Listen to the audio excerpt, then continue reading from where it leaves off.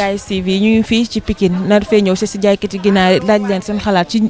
prix aliment bu ñu dégg dañ ko yokk est-ce que bu ñu yokkee prix aliment bi ginaar tamit du yokk te boobaa dina xaw a métti ci population parce que koor gaa ngi ñëw sëñ bi maa ngi lay ziar. waaw maa ngi delloo ziar bu baax. tur bi nan la. Fallou Diop.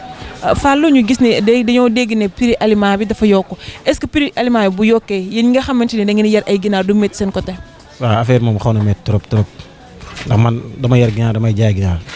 kuy jaay fi sama mag la sama xarit la man dama yar ginaar ñëw di ko jaayaat mais instant bi aliment bi yokk nañ ci prix bu seer ñu doon jëndee saako aliment 15000 instant bi ñu ko jëndee 17500 yokk 2500 xaw na métti trop si ñun mais tamit xaw na métti trop si jaaykat ginaar yi buñ seyoon daal nguur gi tamit jëm cee jàpp jéem a xool ñu wàññi aliment bi ñun xale yi ñu jéem a xool ñu liggéeyee ndax ñun lii rek lañ yaakaaruñ ci leneen suñu xëyee si la ñuy nekk suñu wàccee tamit si la ñuy nekk amuñu leneen lu dul lii rek la ñu am buñ seyoon daal nguur gi daal mu jàppale ñu quoi. waaye léegi ginaar bi bu dee day peser 1,50 kilo nga ne ko doon jaayee 2500 su ma juumul tey nga ne nar kaa yokk jaayee ko 3000 est-ce que tamit poids ginaar bi su boobaa du jéem a yokk pour que ngeen mën kaa jaay ci benn prix bi. mais bu ñu yokkee poids ginaar kay kon day fekk aliment bi wàññeeku ndax aliment bi moo seer moo tax kon bu yokkee poids bi rek foog aliment bu wàññeeku woon sax ñu mën a yokk poids bi moo tane mais aliment bu seeree tamit ñu bëgg a yokk poids bi loolu day xaw a métti si jaaykat ginaar yi. léegi fii Sénégal yéen si aliments yi ngeen di jënd nii da ngeen dem ci stockage yi jënd ko wala fan lay jógee ko daal. da ngeen dem si place yi ñu ngi jaay kii poussin yi ñoo ñuy jaay aliment quoi kon vétérinaire yi quoi ñuy jaay aliment ñuy jaay poussin yi ñoo ñuy jaay aliment. baax na ñu ngi lay jaajëfal bu baax a baax j'espère que état bi dina leen dégg te dinañ bëgg na wàññi prix aliment bi bu baax a baax bu fekkee ne yéen bu boobaa yéen ngeen gis seen bopp population bi gis seen bopp jàmm na ñooy Sénégal. waaw ñun daal ni ñu jàppalee daal moom lañ bëgg ndax ñun amuñu leneen lu dul ginaar élevé ginaar man ba ma juddoo ba tey si laa nekk liggéey bu beneen liggéey bu dul ginaar moom rek laa am leneen lu dul ginaar rek laa am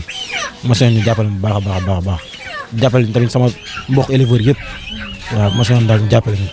loolu rek lañ bëgguñu leneen ndax ba ñu wax aliment ba tey nelaw sax nelaw yi doy affaire yi métti na trop si ñun wax dëgg yàlla di leen jaajëfal tamit bu baax a baax kontaan nañ si yéen tamit seen liggéey rafet na. macha allah kàddu yi dafa ne mais seen nekkin fii tamit ci biir marché bi xawul métti wala yéen a ngi nekk à l'aise des fois du ñuy ñëw waa mairie bi comme ça ay juuti wala ay leneen nekk leneen di la sonal seen liggéey. non ñu ngi sant yàlla bu baax moom sonal ñu moom si benn côté quoi sonal ñu waaw ñu ngi sant bu baax a baax. macha allah kàddu yi am na solo ñu ngi lay jaajëfal bu baax a baax. maa lay ziar. maa lay delloo ziar. tur bi nan la. Boy Naar. Boy Naar ngeen nekk fii ci marché Pikine te ñu ñëw si pour laaj leen prix aliment bu ñu dégg ne dañ kaa yokk yéen ñi nga xamante ne yéenay jaay ginaar ban jafe-jafe ngeen am ci yokkute prix aliment. ñun jafe-jafe guñ ci am mooy ginaar bi borom poulailler lañ doon jaayatuñ ko léegi dañuy tegal boo doon ramasser 2000 léegi 2200 boo doon ramasser 2000 léegi 2200 lañ lay ramasser te ñun bu ñëwee fii client yi duñu comprendre dañuy mujj wàññi suñu bénéfice di ko jaayaat 2500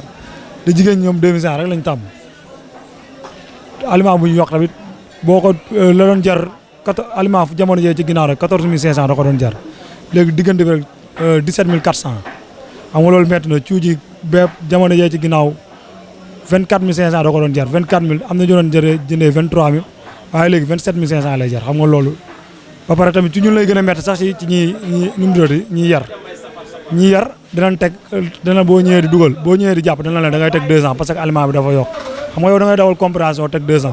waaye ñun clients yi jënd fi boo wax loo wax ñu ne la ginaar bëri na ci dëkk bi boo jaayewul 2500 sa morom jaayee ko te da ngay mujj dakk sa la nga doon am rek. waaw comme ni nga ko waxee bu ñu yokkee sac aliment bi léegi yéen clients yi nangu ñoo jëndee ginaar lu romb 2500 tey jii leen tamit est-ce que mun ngeen a yokk poids ginaar bi nga xamante ni boobaa mën ngeen a yokk prix mu dem 3000 wala 3500. waaw léegi loolu borom poulailler buñ ko yokkee day métti si ñoom parce que am na nombre aliment boo xamante ni nombre aliment boo xam boo ko compter rek sa xaalis day dugg parce que xam nga fekkee da ngaa yor ay 500 chaque jour benn saak la ñuy lekk xam nga la wax léegi chaque jour 17500 loolu boo ko defee ñaari fan ñetti fan rek la nga waroon am yëpp day dugg si biir moo tax da ngay obligé bu amee 28 jours wala 1 mois nga jaay ko 2200 gaaw récupérer sa xaalis waat mooy gën ngay continuer ak moom loo gën a yàgg ak moom rek muy gën a lekk consommer aliment. léegi démb conseil des ministres gis nañ ne wàññi nañ ceeb bi diwlin bi ak sucre bi tey ban message ngeen di lancé ki nga xamante ni mooy njiitu réew mi ak le ministre du commerce. waaw ñun li ñu koy lancé mooy mu wax ak gars yi jaay aliment ak poussin ñu wàññi ko parce que léegi pour aliment cuuju ginaar yi ñu ciy yëngatu dafa bëri léegi maire yi nekk seen kër sax da ngay gis ñu ciy dugal 100 di ci dàq weccet seen jëkkër bu leen joxee dépasse ñu ciy liggéey pour dépasse bi du jur léegi nag boo leen xañee loolu day metti loolu yëpp si gars yi lay si population bi lay jëmaat ñun ñoo ci gën a sonn daal léegi kër goo dugg da ngay léegi man am naa fukki client maire yoo xamante nii ñii dañuy yor 150 ginaar buñ matalee woo ma ñëw jàpp ko waaye fu mu toll nii ñoo ñëpp dañuy mujj arrêté parce que nombre bu ñuy yar boo ko yaree da ngay perte. macha allah kàddu yi rafet na ñu ngi lay jaajëfal bu baax a baax.